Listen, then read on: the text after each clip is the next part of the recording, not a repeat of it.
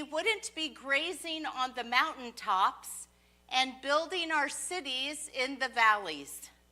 So I grew up with greeting cards every Christmas, and many of the greeting cards had the shepherds at the top of the mountain looking down on the city of Bethlehem, and it is quite the opposite.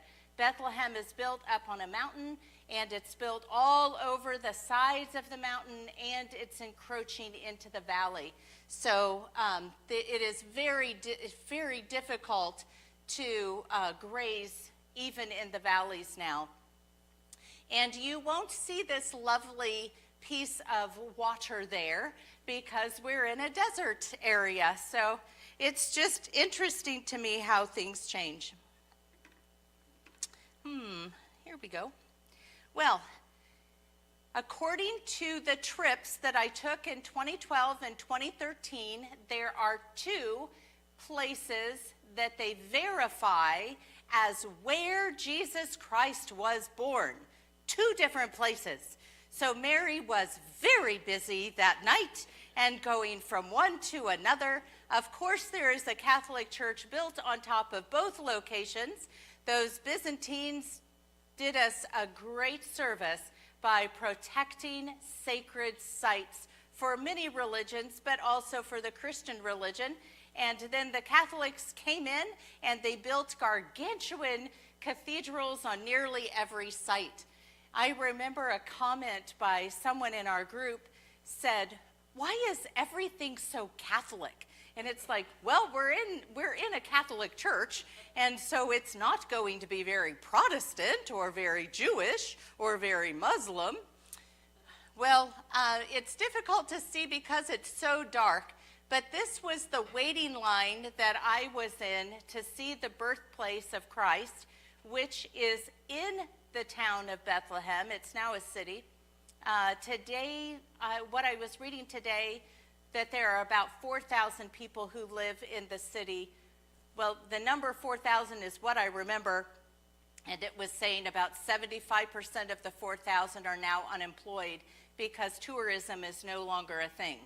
So when you go into Bethlehem and you go into the town, there is a large Catholic church, which is the Church of the Nativity. You go down into the basement, you'll get into a very long line. This is the outside of the church, and you can pose here where Jesus was born, that exact spot.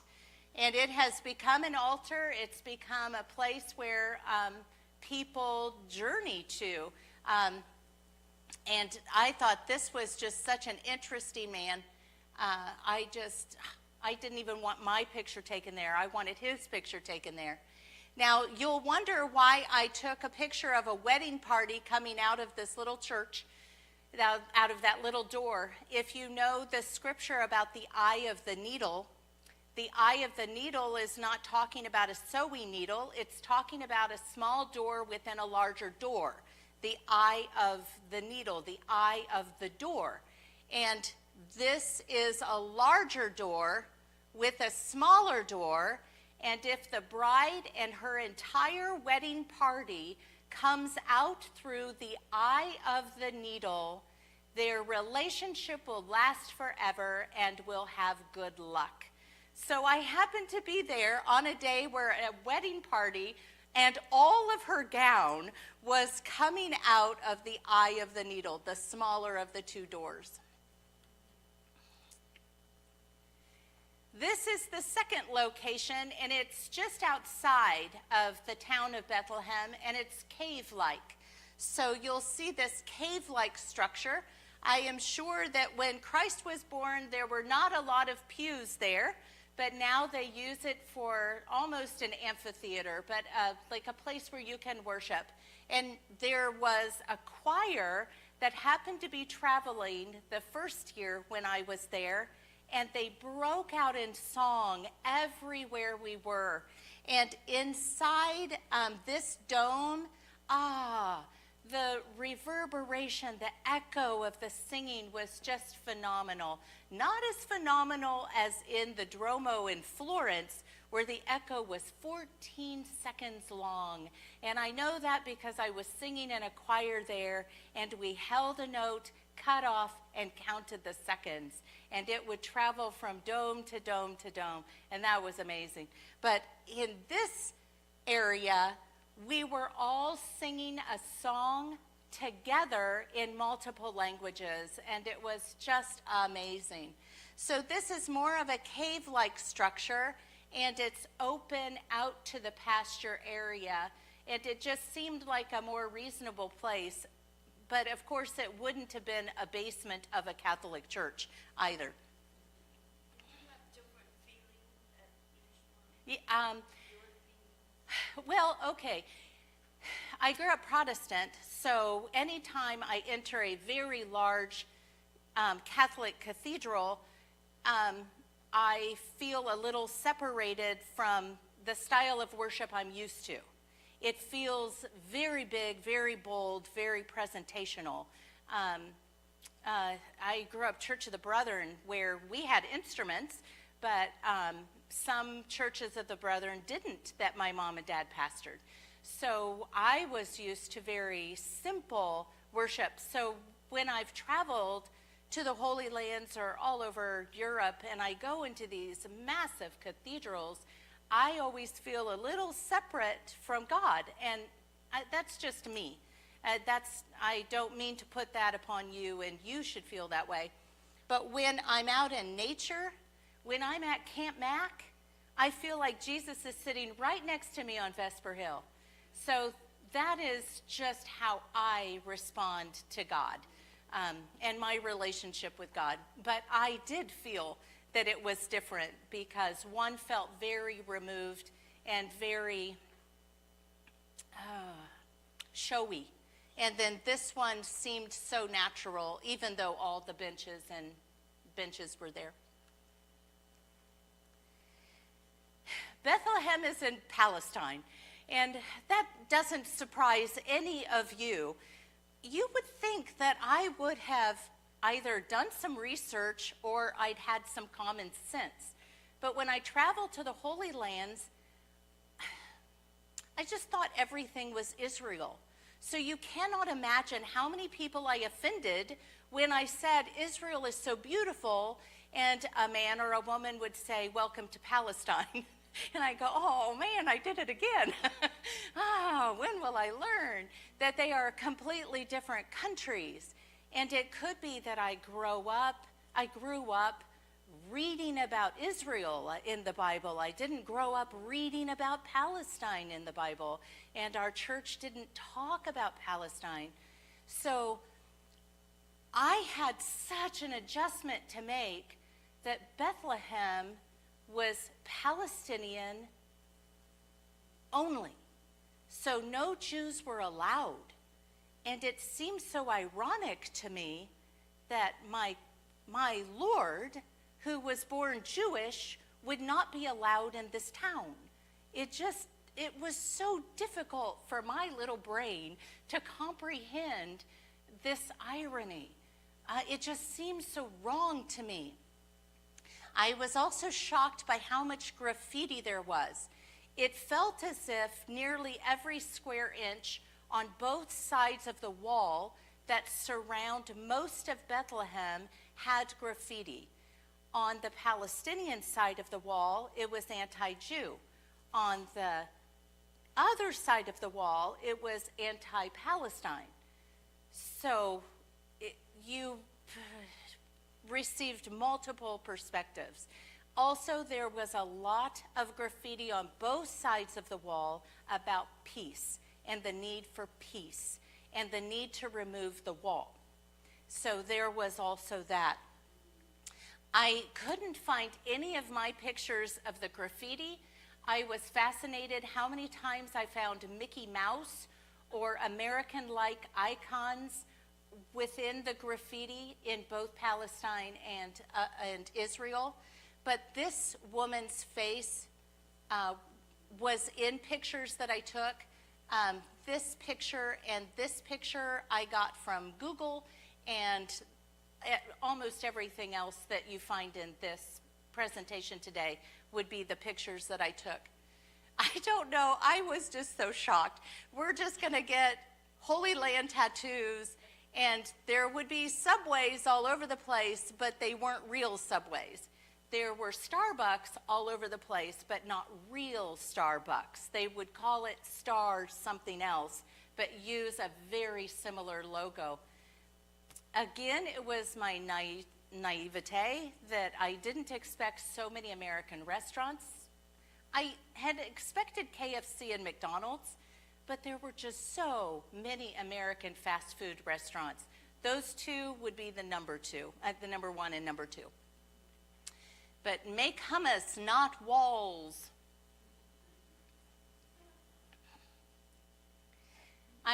Both years I stayed with host families, not overnight, but both families treated me to a meal, which was quite a sacrifice for them because they were not paid by our company to provide the meal.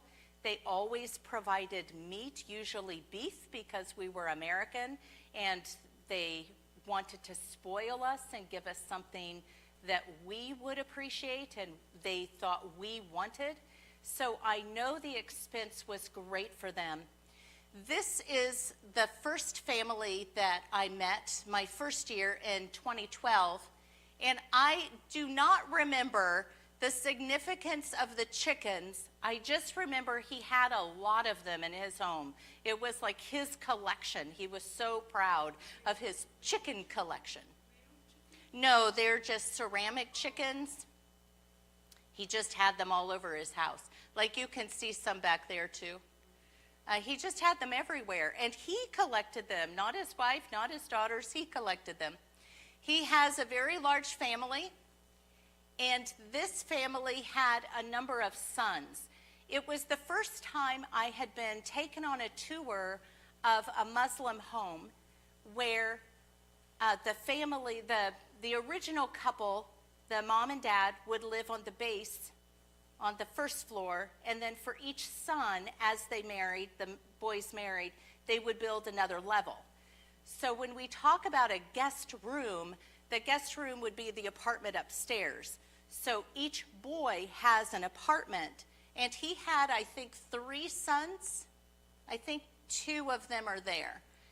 And there were 3 levels, and so they took me into each of the 3 apartments. Each apartment was individual of the others, but on top of the furthest one, the topmost, there was a huge barrel, and they had multiple barrels. They had a barrel for each home because they collected rainwater. The family members were allowed to bathe 1 time a week, each family member, and they rationed the water. So water was super valuable to them and super expensive.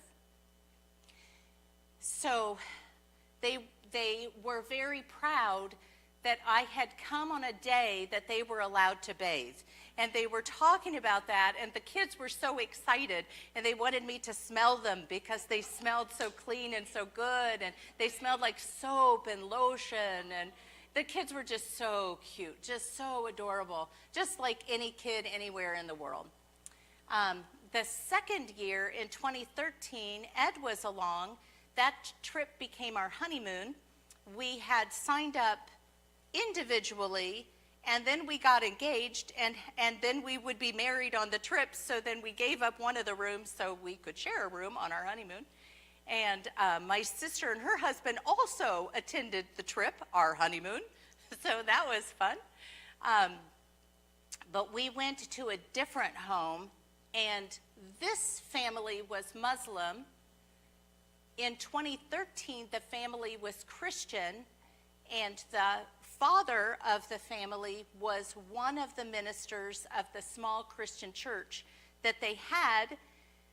Wasn't a Catholic church, it was a small Christian church, and it was 1 room in a building. All of us piled into a car.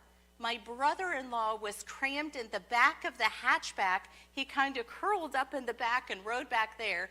The rest of us were sitting on laps. It was crazy. And then they drove through all these back streets and got us to the building where the church was. And all of us kept thinking, is this real? Are we getting kidnapped? And they took us in and showed us the church, and they only had a few hymnals. They only had a few Bibles. And my sister and her husband were so taken back by their faith and their devotion and their need that they began to financially support the church. Ed and I never felt like we could sacrifice enough to do that, but Phil and Elaine did. And that was just an amazing experience. I shouldn't have been so naive. I knew that there were Catholic churches. There must be Catholics also attending the church services. So there would be Christians in Palestine, but also there were Protestant churches too, these very small churches, and some met in homes, and they were so excited that they had graduated from meeting in a home to meeting in this building in this one room. The markets were intense, and I don't mean intense. I mean they were intense. My first year, I'm a wanderer, and I just take off by myself. And the first year in Bethlehem at night, I just took off from my hotel and I started walking. And a man stopped me and he said, "Where are you going?" And I said, "I'm just walking." He said, "Oh, you cannot. You cannot walk out here because women who walk alone are prostitutes. So are you a prostitute?" And I said, "I'm not tonight." And he laughed and he said, "Let me take you back to the hotel." And I said, "I can get back to the hotel." He said, "You really need to be chaperoned." So he took me back to the hotel and made sure I was safe, and that was really sweet. But I didn't learn my lesson because I just kept walking around and looking at things, and I would walk around in these markets, and I would literally get pulled in to one of these markets, and they're very small, claustrophobic places. You think my office is claustrophobic? These little markets were just crazy. And the families might own 3 or 4 little markets on the street. So the brothers might be working together, and one would pull me in here, and the other brother would say, "No, come to mine," and another brother might pull me into another one. It reminded me a lot of going to Nogales in Mexico when you would go to what I called the little flea markets. I had a similar experience in Haiti where they had little markets, and you'd get pulled in, and you'd have to get yourself out. And sometimes I felt like I wouldn't be able to get out until I bought something. That was the trick. And so someone else would have to come along and take us out. And then I was constantly reminded, you cannot shop alone. You shop in pairs, you shop in small groups so that they don't pull you in. But this is what it looked like in Jerusalem and Bethlehem and most of the towns.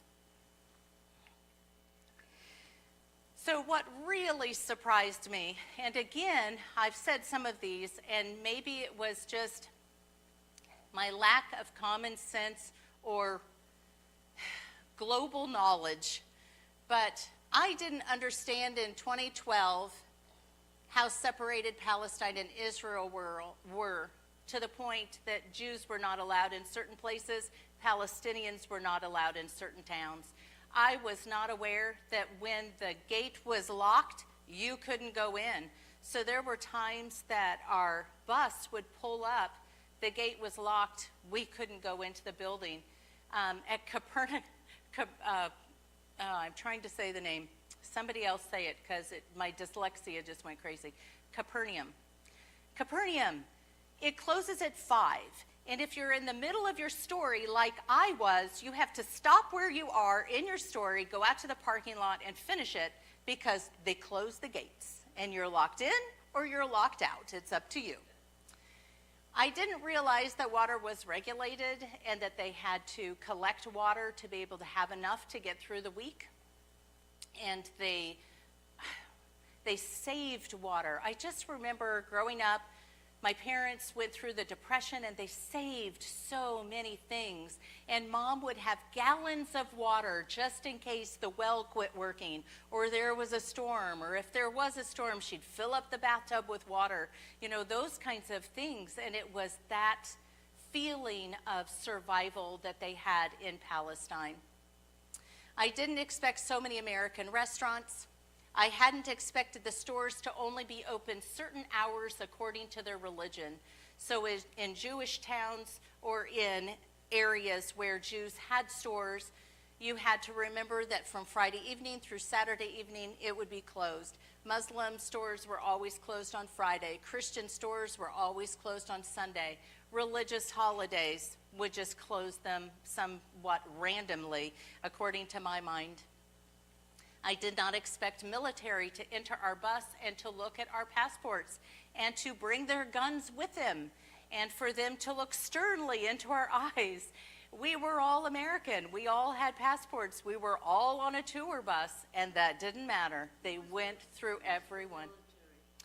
The military of Israel. We were stopped in Jerusalem, and we were stopped outside of Bethlehem.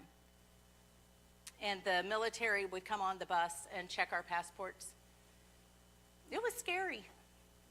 And there was a young lady, blonde hair, blue eyes, who came onto the bus, and she was smiling and laughing, and she said that she was born in Hawaii, and she felt like one of us. Don't be afraid. We're just doing what we're supposed to do.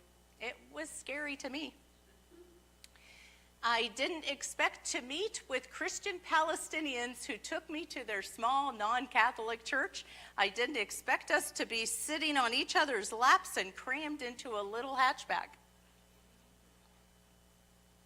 So this morning when I was talking to Nan, it dawned on me that Palestine, specifically Bethlehem, has probably changed since 2012, 2013. So I was Googling some information, and this came from 2025. Bethlehem, a Palestinian city in the occupied West Bank, has been severely affected by the war through economic strangulation due to the collapse of tourism and increased movement restrictions and a pervasive atmosphere of depression and fear. And when you read through these different articles, that just seems so true, because their relatives have been killed in Gaza. Family members have been killed, friends have been killed, have been starved, it's just awful. So it has affected the whole area, not just the Gaza Strip. So in solidarity with Gaza and due to the somber mood and security concerns, Bethlehem has canceled Christmas the last couple of years. I also found this picture just really interesting to me, that in Bethlehem, I needed to be reminded of that flag. Bethlehem's economy relies heavily on tourism. So if that's 70 to 80% of its income and tourists aren't coming in, or aren't coming in very much, they do not have an income. And I think of my friends who they're just totally founded. Their income is founded on tourism. So many hotels and businesses have closed. An estimated 4,000 residents left the city in search of work. There's where the number 4,000 came from. When I was there, you could buy anything out of a trunk of a car. But I decided to buy this in a store, one of those stores. I got pulled in, and I did find this, and I thought it was beautiful. And in Bethlehem, they're well known for their wood carvings. I'm sure they're made lots of different places, but Bethlehem, it was just so fun to buy a nativity near the Nativity Church. And I just found these candlesticks were just gorgeous. And you could find them all over, but I bought these in Bethlehem. And yes. And I found that because I travel with just a carry-on, it was really difficult for me to buy all the things that I wanted to buy, and I ended up buying a second carry-on for all the things that I wanted to take home. Well, I have a little bit of time if you have some questions, but I am not an expert. I have only traveled there 2 times, and my job was to tell stories. It wasn't to be an educator, and it's been a long time. I thank you for this opportunity to present today, and thanks for letting me come.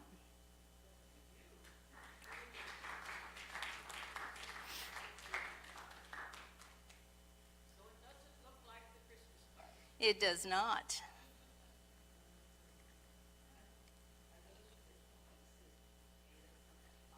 Yes. Yes. How about if I bring them closer?